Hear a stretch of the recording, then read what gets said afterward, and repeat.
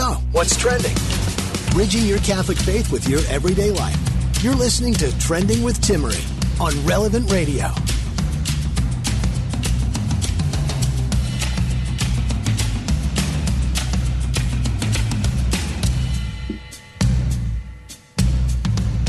Did you know that prostate cancer is linked to birth control?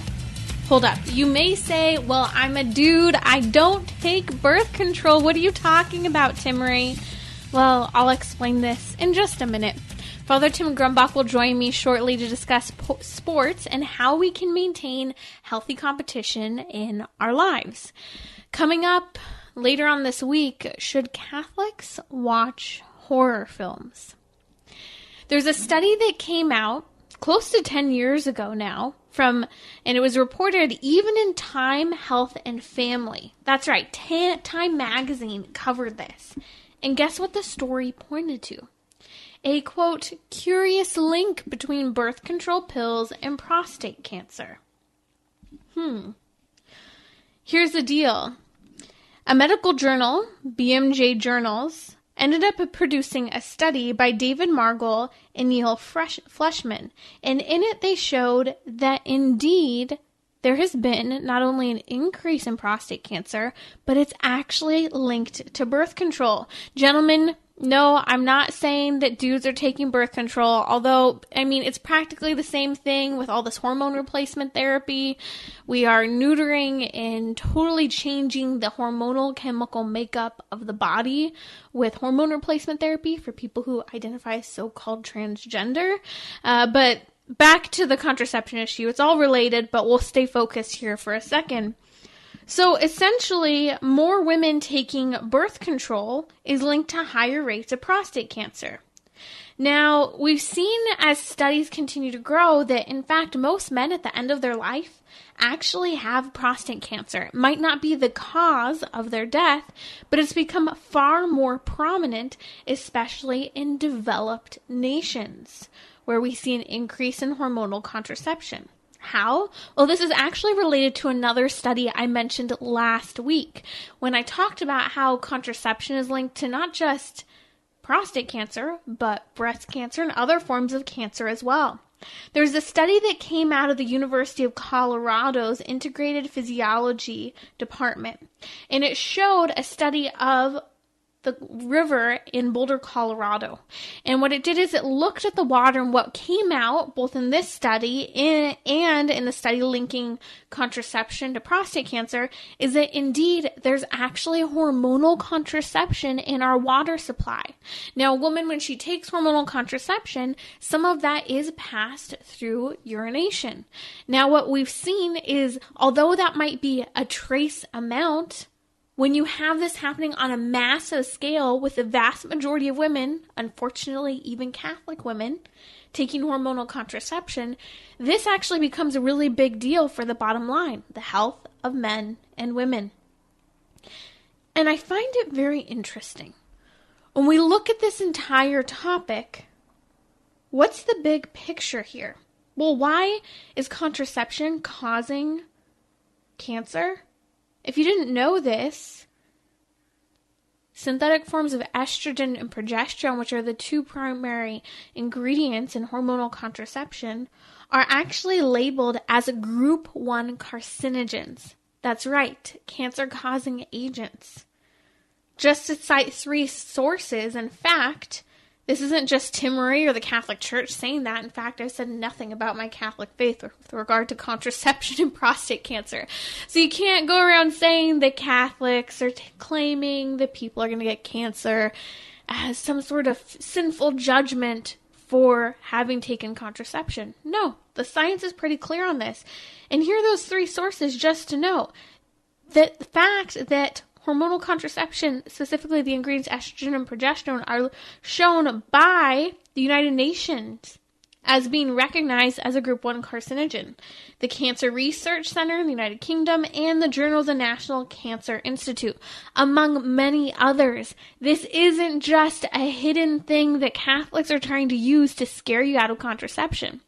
I've said this many times before.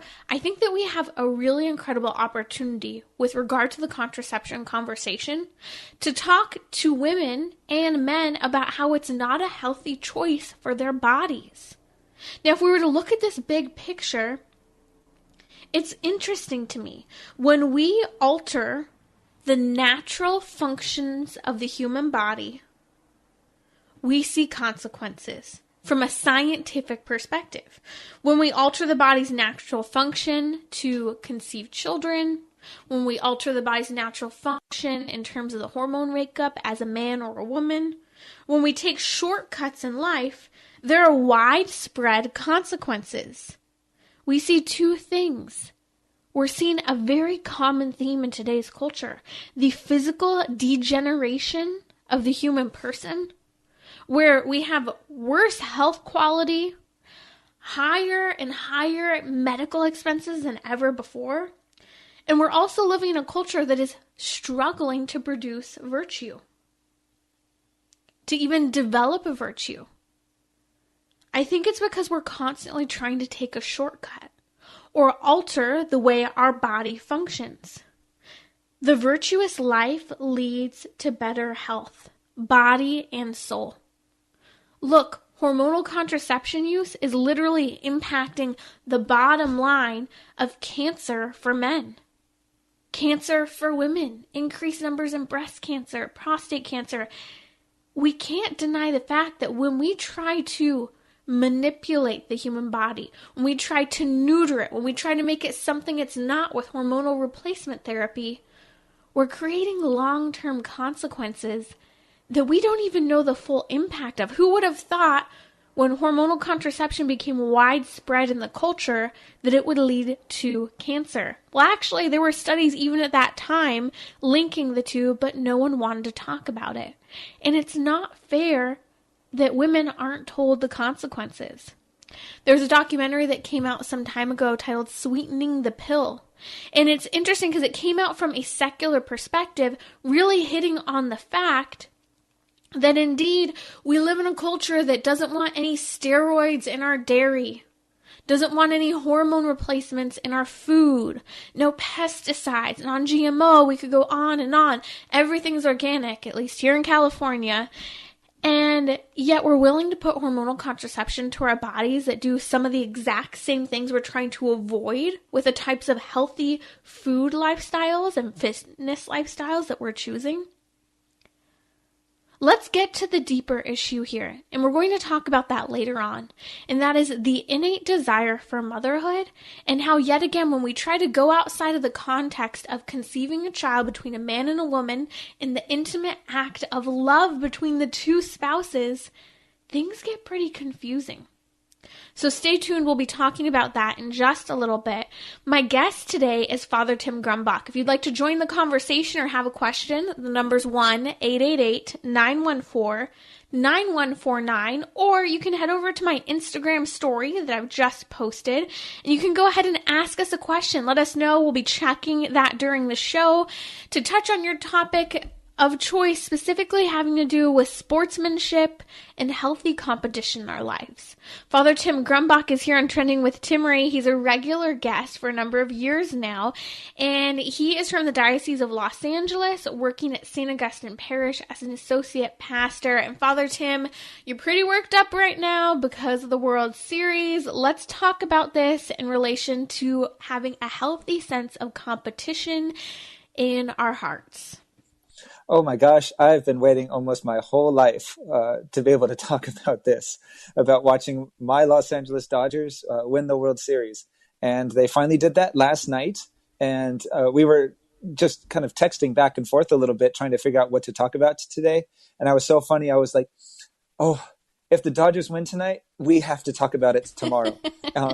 And so one of the reasons I so wanted them to win last night was so we could talk about it today, rather than the suspense of having to wait until tonight for a Game 7.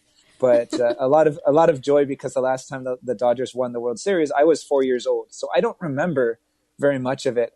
There was just so many great stories. My older brother and my dad got to go to Game 1 of the World Series in 1988, and it was one of the greatest moments in Dodger baseball history. Was Kirk Gibson hit his home run walk-off against one of the greatest closers at the time, Dennis Eckersley, who just threw a slider and it didn't quite get down low enough, and Kirk Gibson hit it out, and you can see people driving out of the parking lot because they thought the game was over. There was no way the Dodgers were coming back. And so it's just this lore that has been passed down in my family, that my dad and my brother were at that game. They were there for that moment.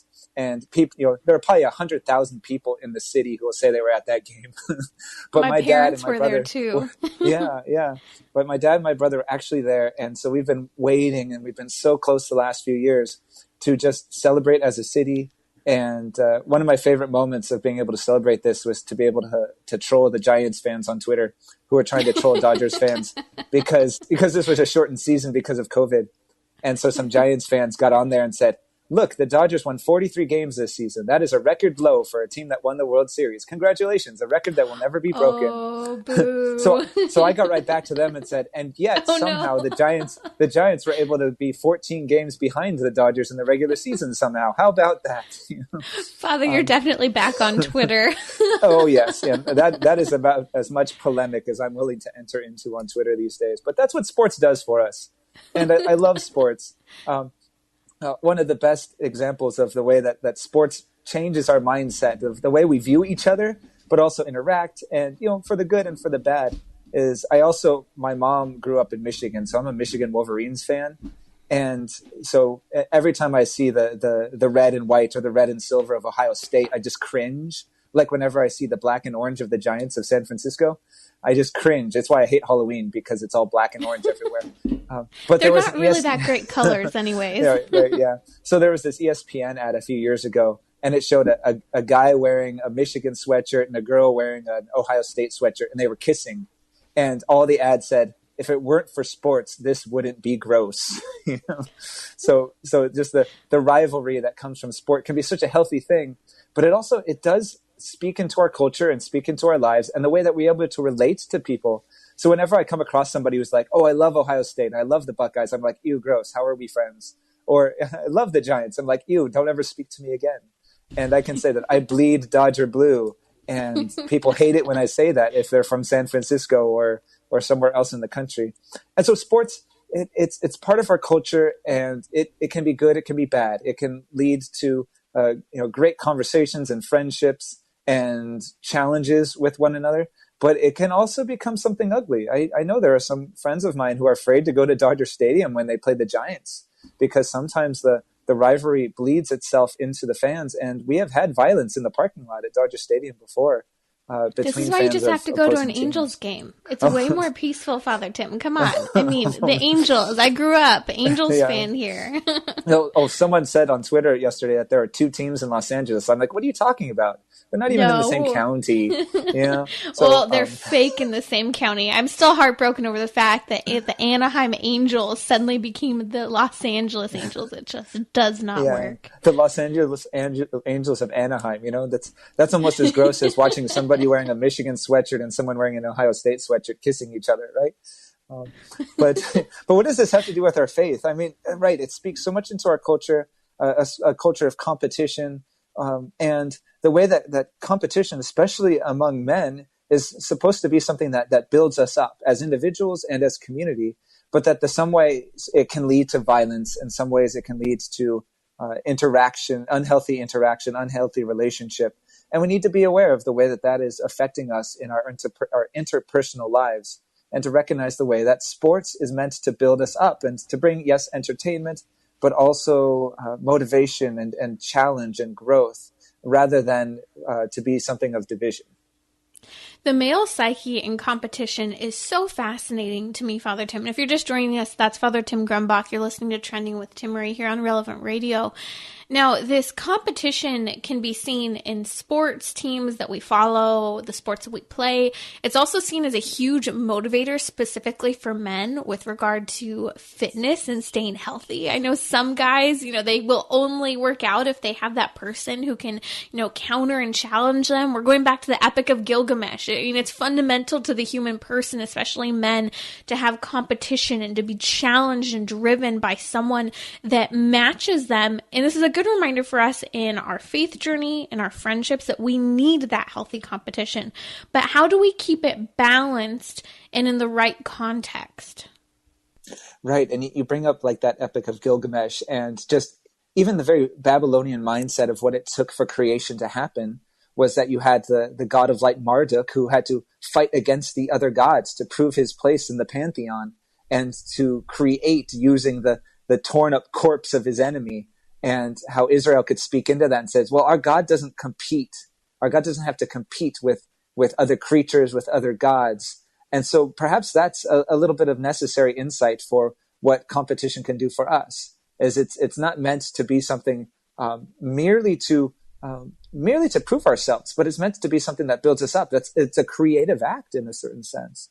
And so to be able to use that competition as a man, I know the joy of being able to get on my bike and go out with a group and like make the rest of the group hurt going up a hill, right? It's like, I almost don't even have to win the race up the hill, just as long as I made people hurt. And it's not a matter of like, I don't like those people, so I want them to hurt.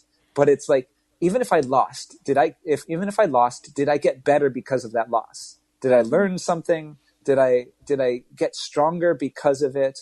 And so competition is not all about winning. And that's definitely something that has seeped its way into our culture and into our society, is that competition isn't worth it unless we win. But I know, very much so from even my surf contests. Like if the surf is so good out there, if it's like shoulder high and just peeling and offshore, and it's like you're out there with maybe 3 or 4 other guys, and it's empty, and you get to have it all to yourself. And well, maybe they got better waves, maybe they surfed better, but you just got to surf like the best waves of your life all by yourself out there. And was the competition really about winning, or was it about being able to enjoy something that you wouldn't have otherwise? And so competition doesn't need to be about winning, but about this growth and this maturation, but also an appreciation for what it takes to lose with class. I keep bringing this back to the Epic of Gilgamesh and how Gilgamesh didn't really kind of transform his life and work hard until he had someone else who was challenging him. Now, it's fascinating because I'll see many people who suddenly get involved, let's say, in their faith, specifically men, and they love the competition in their faith. And maybe they suddenly cling to apologetics or being know-it-alls with regard to the faith, which is great. But it can, at a certain point, kind of turn into this unhealthy obsession for competition rather than the competition forging virtue within the person and really pointing toward developing that prayer life that's so important. Yeah, and I know we're talking especially about a masculine spirituality when it comes to competition, but I think something that really speaks well into this was I was just watching on Netflix. I know I've tried to stay away from Netflix as much as possible, but there's this great new show on it called The Queen's Gambit, which is all about chess. And it's about this young girl who becomes this chess prodigy, and she is just destroying her competition left and right, but also being an orphan and having to deal in unhealthy ways with a sense of abandonment, but also to recognize her talents in the midst of a male-dominated competition, was that she would dive into drug addiction and alcohol abuse and isolation. And she was quoted in the show as saying that chess is so predictable. It's a whole world in 64 squares, and I know that if I get hurt in that world, it's my own fault. And it's just this incredible temptation, whether it be in the masculine or feminine heart in competition, to isolate oneself and say, I have to have control over every element of this competition, and isolate myself and obsess myself to become the best. Otherwise, it's not worth entering into this competition. And so by the end of the series, it's kind of an uplifting look into the need for friendship, and the need for a team, even in an individual sport like chess. And so I think that really does speak into the temptation towards hiding within our competition, isolating ourselves from those who can teach us in order to try to be the best all by ourselves. Can you still encourage another person even when you're being competitive? Because I think that this is the balance. We can go to two extremes. I think you can, but you have to keep your competitiveness in check. What do you think? Oh, yes. And that show, The Queen's Gambit, speaks into that as well, is that almost every character that she tries to push away is trying to help her. It says, you are so talented, you are so brilliant, and she still tries to push them away. And so there's a danger that the people who are trying to help us, who may be better than us, we may want to push them away because we don't want to lose. And so in competition, pushing each other is what makes the competition what it is. All the greatest athletes and the greatest competitors in the world will all say that they're probably most grateful for the people who were better than them. They were probably most grateful for the people who challenged them the most. Because if someone is so talented, they're not going to get any more talented just by destroying their opponents time after time. They need to learn by facing someone who will challenge them. Gentlemen, do you struggle in your prayer life? Father Tim and I will be right back to discuss sportsmanship, both on and off the field, and how it relates to the virtues of justice and charity. We'll be right back.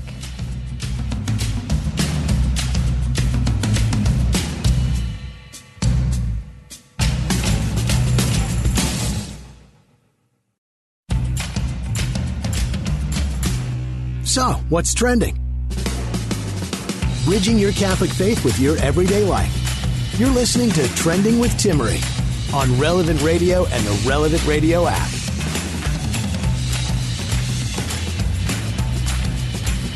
What do you say? Should Catholics watch horror films with Halloween coming up? It's that time of year, popcorn, movies, Hocus Pocus, When a Stranger Calls, Chucky. Some of those really scary ones that have to do with demons that I won't even name, or witches. What do you think? Should Catholics watch horror films? Head over to my Instagram story where I threw up this question. I would love to hear from you. I'll actually discuss this from a Catholic perspective on Friday, but first, let me know your thoughts by commenting on Instagram. My guest, Father Tim Grumbach, we've been talking a lot about masculine spirituality, healthy competition. We know St. Joseph, which, by the way, we talk a lot about St. Joseph on Wednesdays, specifically because there's been this tradition in the church that many of the days of the week have a specific dedication or theme. For example, Friday, a day of penance and fasting, remembering the death of our Lord Jesus Christ and his sacrifice on the cross. Saturdays, the theme is Our Lady. We have also on Sunday, the theme of the resurrection. I could go on through some of the other themes, but the one that we've been focusing on Wednesdays is specifically St. Joseph. And we've been talking about some of his litany titles, such as St. Joseph, who's called Joseph Most Just. Now, I thought that this was interesting in relation to the theme of competition and sportsmanship with the World Series that just occurred. Father Tim, how do you view St. Joseph's title, Most Just, in relation to sportsmanship on and off the field? Well, thinking about sportsmanship on and off the field is that it requires a certain teamsmanship, right? Of bringing other people into your circle, bringing them in to make you better, to cast out the mediocrity among you, and to challenge you. But also that it requires a certain amount of obedience to be a sportsman, doesn't it? Is that there are rules established to play, and they're not rules meant merely to constrain you, but to allow you to become the best that you can be at that sport, right? In basketball, there are rules about dribbling. You can't just run across the court with the ball in your hands without dribbling it. Otherwise, you'll be a terrible basketball player. You have to follow these rules, especially baseball. Looking at the Dodgers winning the World Series, they're like one of my favorite things that Bishop Barron always brings up is that you don't start by handing somebody the rule book and say, this is baseball, right? You put them onto the field, you let them feel the dirt, you let them feel the grass. And then they learn the rules along the way, and they learn the rules of obedience once they've learned the rules of beauty. And so to look at St. Joseph as Joseph the most just is really, that's the highest compliment that a first century Jew could receive, is to be referred to as a just man. It's such a beautiful thing to reflect on that, because Pope Benedict, when he wrote his beautiful little book about the infancy narratives in Matthew and in Luke, he focused for a moment on that title for Joseph, that it's just a real brief mention, but it says that he was a just man. And for a first century Jew, that harkens back into Psalm 1 and Jeremiah 17, is that the just man is the one who knows the word of God in his heart, and he's like a tree that's planted by running waters, so that even in the heat, he is soaking up that water, that he doesn't go dry when the rest of the world is going dry around him. And so that Joseph didn't just make one just act in this moment that he took Mary into his home, but this was something that, he was defined as a just man. This is something he had been doing and preparing for his whole life. It wasn't a difficult decision for him, because this is who he was, to make this just decision. And so it meant that he was able to be obedient in a major extent, by listening to his dreams, so that Joseph knew the difference between just any regular old dream, and he had this interior life to know that when the angel came to him in a dream, he wasn't just making this up. This was God speaking to him. And so this obedience to the rules of sportsmanship that make us not constrained, but make us greater, I think that's at the heart of who Joseph is as a just man, is his obedience to the word of God as a just man from Psalm 1, but also his obedience in his interior life that was not obsessive, but was what made him who he was, that he was a deeply pious and trusting man, that the law that God had given to his people was going to make him great. That's Father Tim Grumbach. You're listening to Trending with Timmerie. I think often, Father Tim, when we talk about justice as a virtue, we get a little confused as a kind of a 20th century or 21st century mindset, American mindset too. We think justice is that just reward when someone gets nailed for something they did wrong. We kind of have this attitude of justice as punishment, but that's actually the opposite in many ways of what it is. Justice is a virtue, and the virtue of justice has to do with giving others their due, what is essentially their right, what they should receive. And so the greatest example of this is we have to start with giving the justice that's appropriate to God. That includes our prayer, dedicating our day to him, thanking him.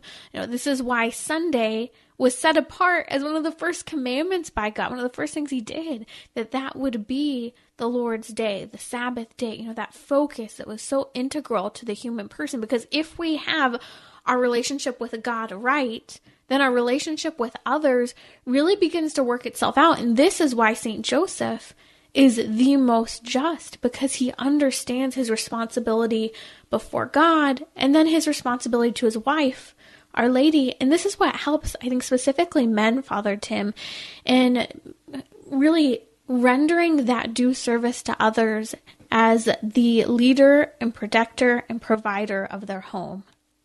And I love that you bring in Joseph's justice having to do with his family and his relationship with his family, with Mary and with Jesus. And though Joseph never speaks a word in Scripture, I like to think that we hear Joseph's speech and we see his actions through the way that Jesus interacts with people, right? Jesus is God, that he knows at a deeper level than we do in our humanity. But that there were certain things that Jesus had to learn, and he learned them from Joseph.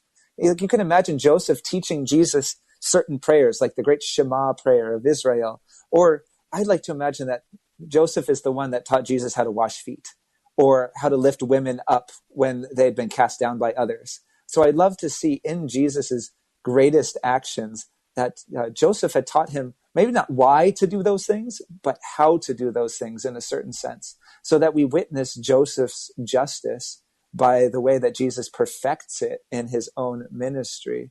So to look at the way that Joseph is made visible, even though he's not in the rest of the Gospels, through the actions and the words of Jesus. Now, justice is different from charity. So let's break this down a little bit to clarify the two separate virtues. Can you explain that? Yes. So you had defined it so beautifully already that justice is what we give to others, which is what they deserve, what is due to them. And we as Christians understand this very deeply, that it's not just what's due to them and what they deserve, but what is due to them and what they deserve for the sake of their flourishing. But then charity takes on something very much deeper. It's a fulfillment of justice. Actually, it's not anything less than justice. It's a fulfillment of justice, and that it gives to the other what actually belongs to us. So that you could see this great tradition in the church of looking at the cross as something that we deserve in a certain sense, that Jesus took on, in a certain sense, the punishment that we deserve for our sinfulness, is that Jesus didn't give us that punishment as we deserved it, but he took it on himself and he gave us himself. And so in charity, which fulfills the justice, Jesus gave us himself on the cross to fulfill the charity that is overflowing from the heart of God. And so it's not the image of God wanting to destroy us because of our sin, and then Jesus jumps in the way on the cross and takes all the wrath from God. That's not Catholic. I dare say that's not even Christian.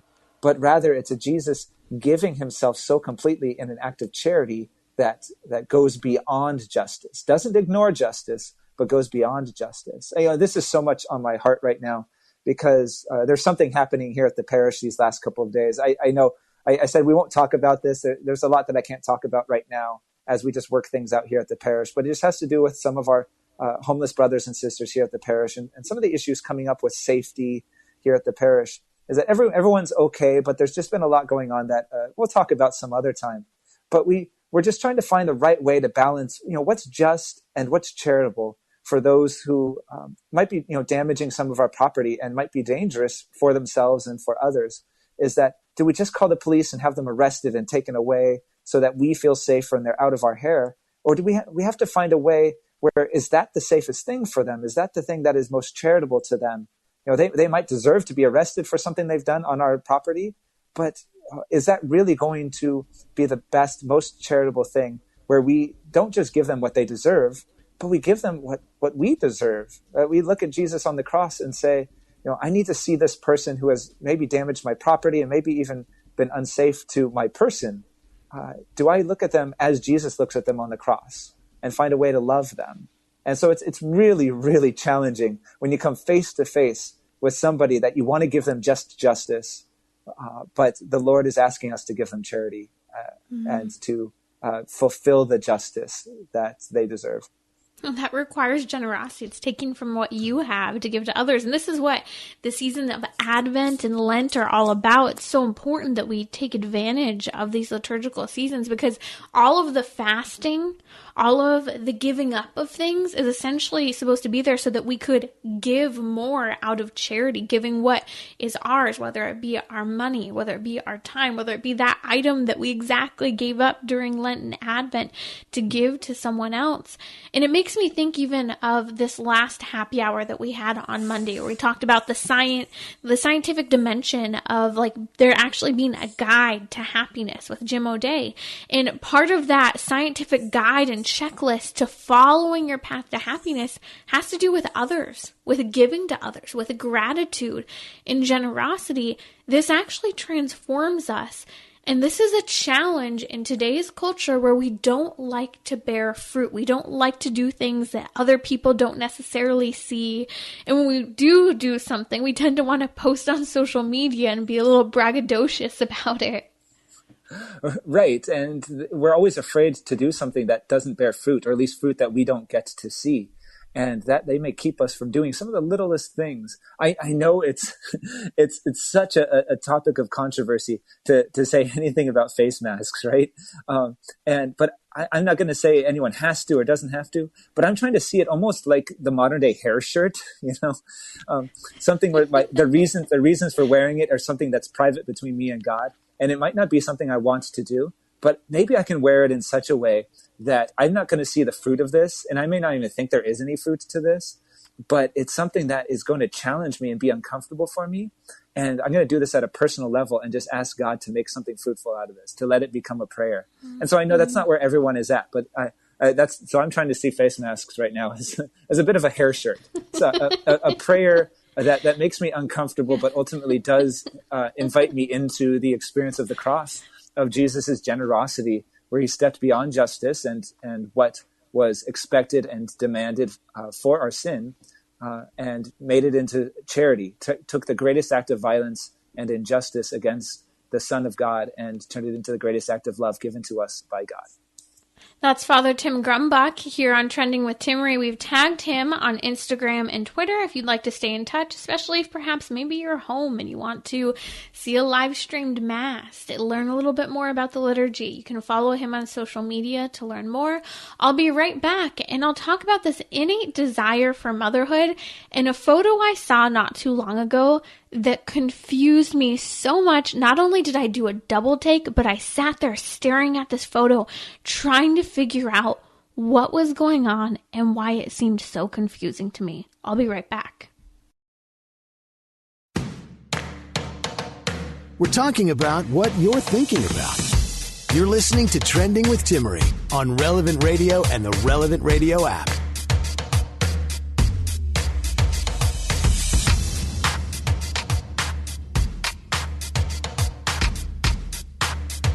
Okay, so I was traveling across the country not too long ago, and I'm sitting here spending way too much time on social media, and next thing you know, this photo comes across my screen, and it's a story that's being featured on Oprah's Instagram, and I'm looking at the photo as how cute. That's a baby announcement, but boy, that girl, it's weird how they photoshopped that photo because that girl looks really old and then really young.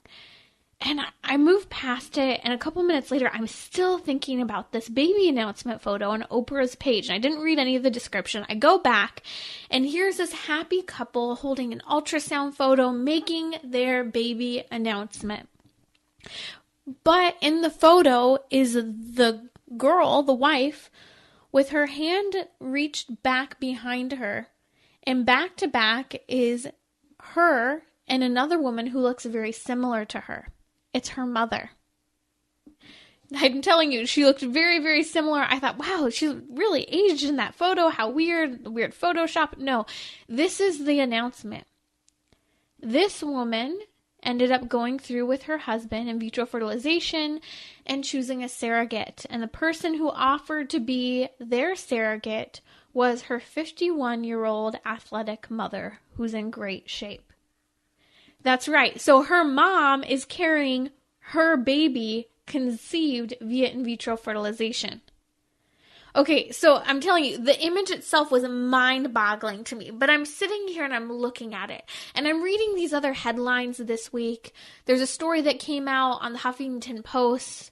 I never expected to find a sperm donor on Tinder. Here's how and here's why I did it.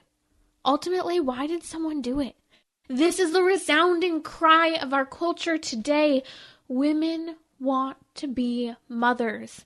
Even if they delay having children for years, even if they've chosen contraception, even if they've had abortions, women go back and they want to be a mother. This is even the story my guest on Friday, Kim Zembar, is going to share her story about her struggle with sexuality, specifically same-sex attraction, and how even in the women that she dated, there was a point where one of them wanted to be a mother, a biological mother, and wanted to go through with in vitro fertilization, all of the different moving pieces in order to have a child of her own, even in the midst of the type of relationship that she was living in. We are living in a very confusing time with regard to having children. But we can't ignore the fact, again, of that innate desire for motherhood that is so real. And I'm watching my friends. I'm looking around and I'm seeing my friends, millennials, even those younger than me, who are discovering this ideal of motherhood or of marriage, of plain house that they suddenly have in their mind, and they're suddenly desperately reaching for marriage, for a husband, for a wife, for a home.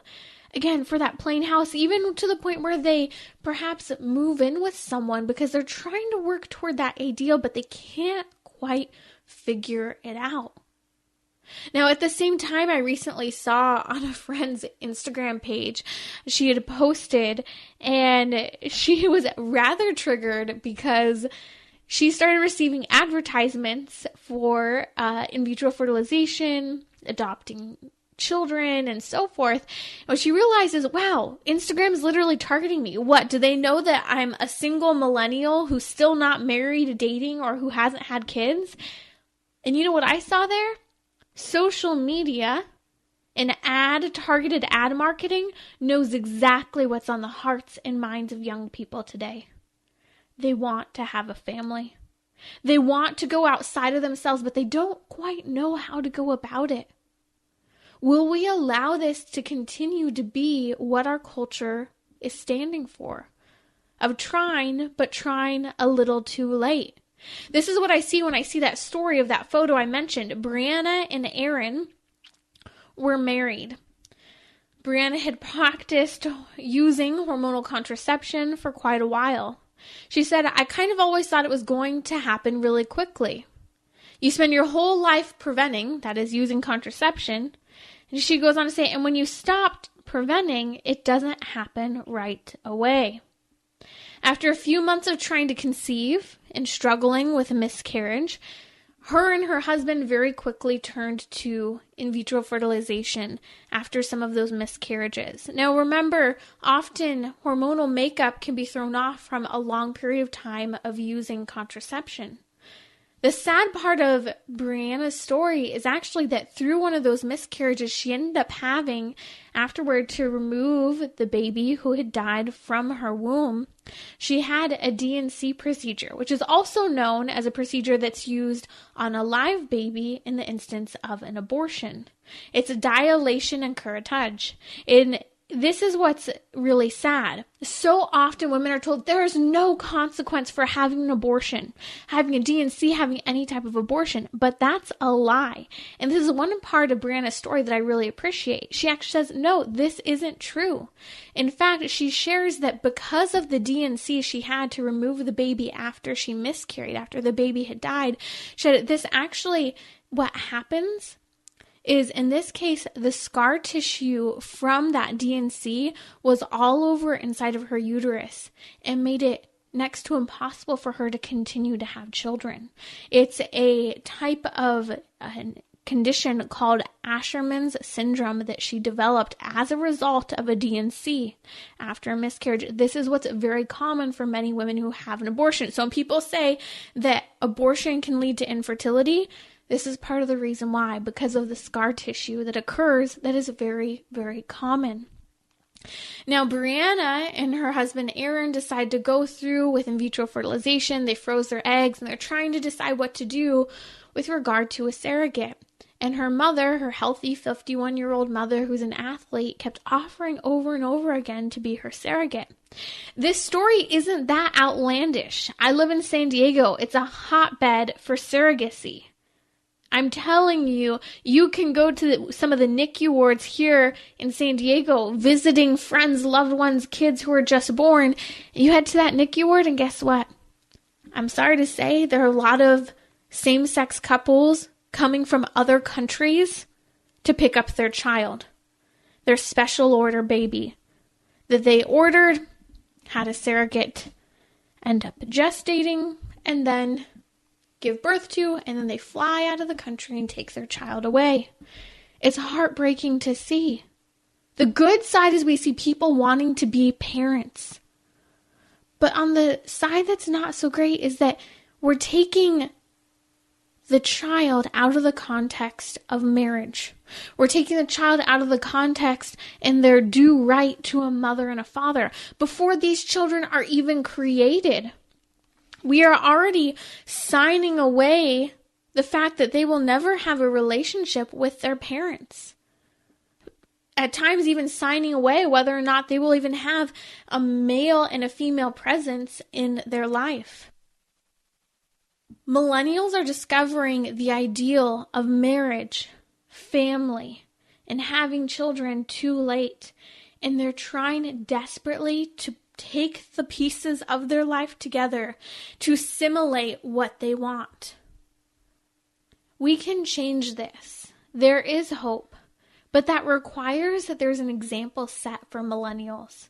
An example that shows marriage and family life as a good thing, not a hindrance to loving life, not a hindrance to personal development, but actually a success.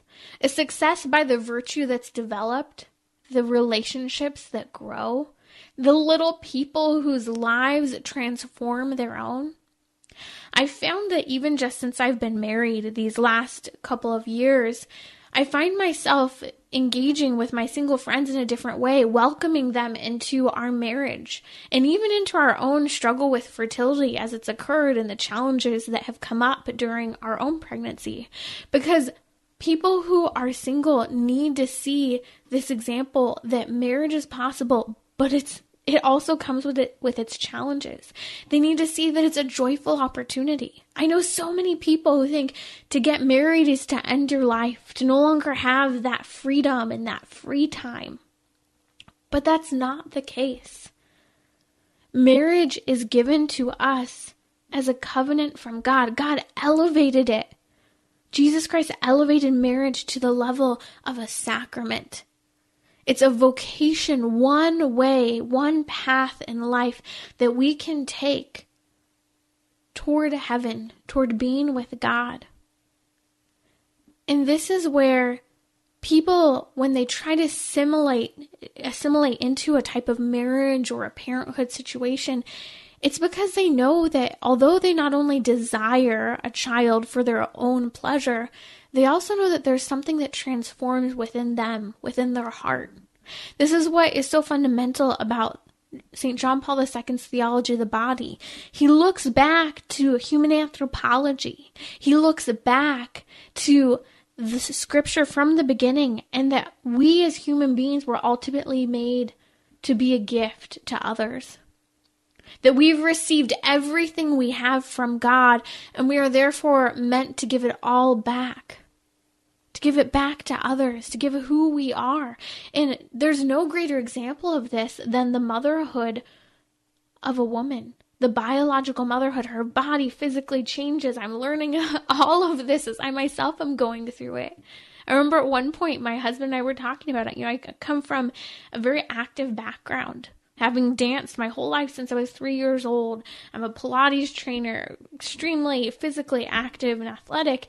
And I remember as I became pregnant in the first trimester, especially because of my Hashimoto's disease, it was making me even more exhausted than pregnancy already is. And we were launching this daily radio show at the same time.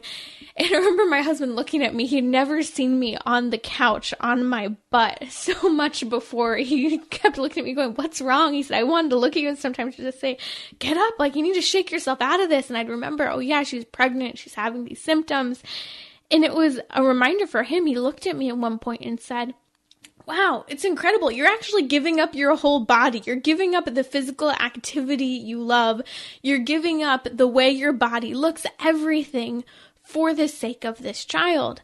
And he's like, I don't think I could do that. We hear men say this all the time. I don't think it's possible. It's written into our bodies as women to give ourselves to others. And this is why, whether it's at 40 years old or even a 51-year-old mother offering to her daughter who's struggling with fertility to become her surrogate for that child, this is where we see this desire to give, but people don't always know how to give. And so this is where the beauty of the Catholic Church comes into play. Will we be bearers of light and saying, this is how you transform who you are. This is how you develop your character. This is how you become a gift of self. This is the model for marriage. Or will we just say, you know what, that's fine. Do it whatever way you want. You do you. As long as you get to having kids, as long as you get to, some sort of marriage, as long as you get that great career spike, whatever it might be. What will we do? Will we live a relativistic type of mindset where we say anything goes and everything's right? Or will we say, no, your innate desire for motherhood is good, but let's talk about what that should look like and how it can bring about true joy, even if the circumstances have become difficult with fertility. Even if the circumstances have led you to be at a point in your life that you wish you weren't. Let's still seek after and chase virtue in our lives rather than settling for just what we want and the way we want it. I'll be back tomorrow for our marriage hour here with matchmaker Christina Pineda.